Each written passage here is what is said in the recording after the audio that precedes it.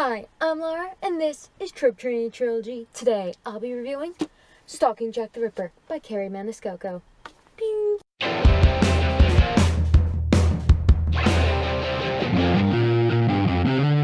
So, Stalking Jack the Ripper is a historical fiction / gothic novel about the murders committed in Victorian London by Jack the Ripper, as if you didn't already guess that. The protagonist is Audrey Rose Wadsworth, who is a highborn Victorian lady who secretly apprentices under her uncle in forensic science, aka she studies human corpses, as you do. And when the murders first occur, she can't resist working to find out who Jack the Ripper is and to work to find justice for the women who were killed. So, there's some pictures before the beginning of chapters in the book. Look, isn't it beautiful? Some of them are a bit, unpleasant looking because forensic science. The first chapter starts with her in her uncle's lab dissecting a human cadaver with her uncle, sparing no details. And then when the other murders occur, it again spares no details of the bodies and their gruesome states. So if you're a bit squeamish, you've been warned, don't eat this around dinner. Personally, I liked it. I enjoyed it. I thought it was interesting, and it didn't really bother me because I'm a sick human being. And overall, I would recommend this book for someone looking for a gothic thriller, a good mystery, or just really into the story of Jack the Ripper. Now I will go into my spoiler-free analysis where I discuss the pros and cons I interpreted from this book.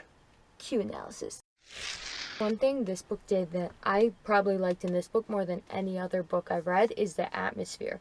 This book's atmosphere is so dark and creepy. Also, the writing is really well done and adds to the creepiness because a lot of the analogies lead to death, and I constantly felt this looming darkness of the situation, even in the lighter moments, which was really good, and I enjoyed that. I can't remember reading a book this atmospheric. Though the book was a bit slow and hard to get into, the further I got, the more enthralled I got into the plot, and the more I was really intrigued and wanted to figure out what had happened and what was going to happen. Characters were all unique and felt human. They were all really flawed. Like, these characters had some issues. They also all had their positive points, and they all had their like little eccentricities and stuff. And I liked all of them. I cared about all of them. And I really enjoyed the protagonist, Audrey Rose, even though she has like brown hair on this cover, and I'm pretty sure she's described as black hair. We'll ignore that. I really love how she's a forensic scientist, which is really unique, and she has a really dark, cool way of thinking that also leads back to forensic scientists. She tends to compare a lot of things to death and corpses in the human body, and it's just really interesting and adds to the atmosphere. Even though she has such a dark mindset, she's still a good person, and she wants to do the right thing. However, there was one thing I didn't really like, which was sometimes she didn't seem to fit the Victorian era. Like, she was described as a remarkably modern Victorian girl, which I understand a lot of people thought was great, might just be me, but sometimes I felt like she was a bit too modern for the story. Like, obviously not throughout the whole time. Sometimes just the way she, like, thought didn't fit. The next most important character is Thomas Cresswell. It was kind of like Audrey Rose's partner in solving the crime. They kind of actually reminded me of Sherlock Holmes and Watson. If you read it, it's pretty obvious he's the Sherlock Holmes and she's the Watson. Thomas is arrogant. He's kind of hyper. He's very eccentric. Also, he's like the funniest character in the book. He's really funny. He's really intelligent. Also, he's a shameless flirt. But I really like Thomas's character. He was very unique. I hadn't read many characters like him, though I think that he's being the arrogant guy is a bit of a trope.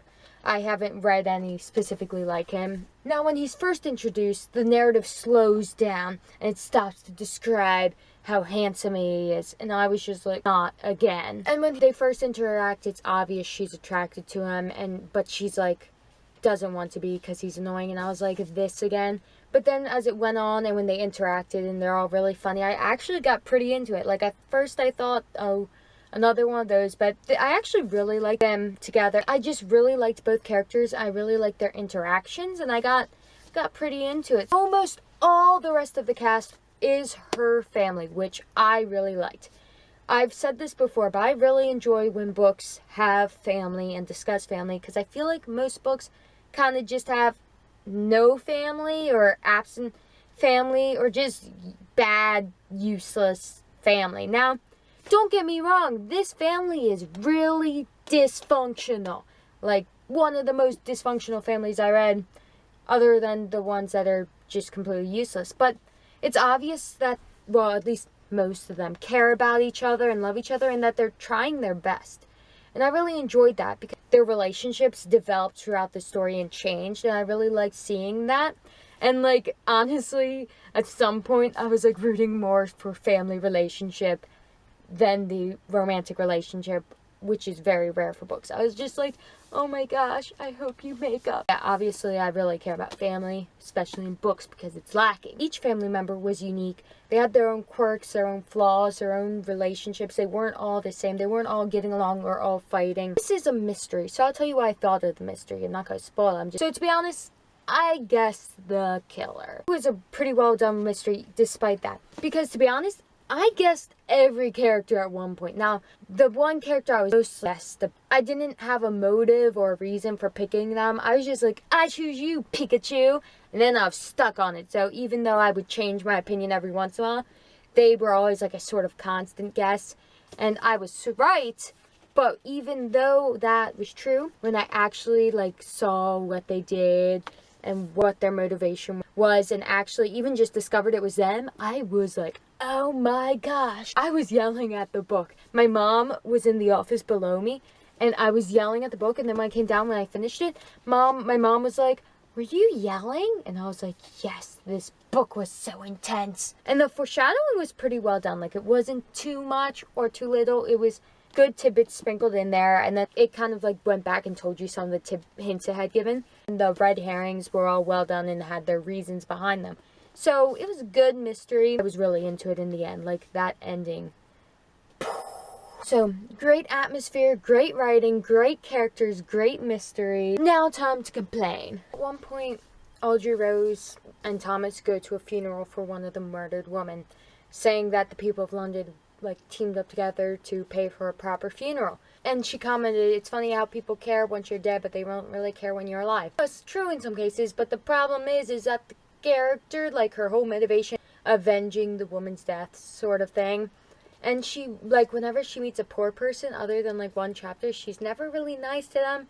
And like she like says, oh, it's so hard for them, but doesn't actually try to do anything to help them. So I feel like she's kind of a bit unself-aware, which I'm fine with protagonists who are not self-aware, but the book should call them out on it. Like, even though it's first person point of view, there's still ways to call out your protagonist. I really wish this book had like at least one sort of prominent poor character. Like, there were no lower class important characters, and I feel like when the book talks about how hard it is for them, it should probably have one of them. It's one thing if the book doesn't talk about how hard it is for them, but if that's one of the main messages, then maybe it should have one. I feel like sometimes there's a bit more telling the message as opposed to showing it, which I feel like when you want to have a message in your story, it's best to just show it. Some parts did her message well, but then there are other times she just had a paragraph, like, insert message for this paragraph.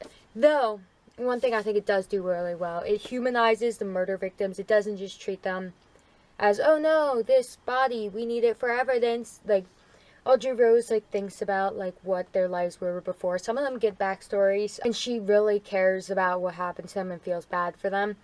And you don't think of them just as evidence. They are humans.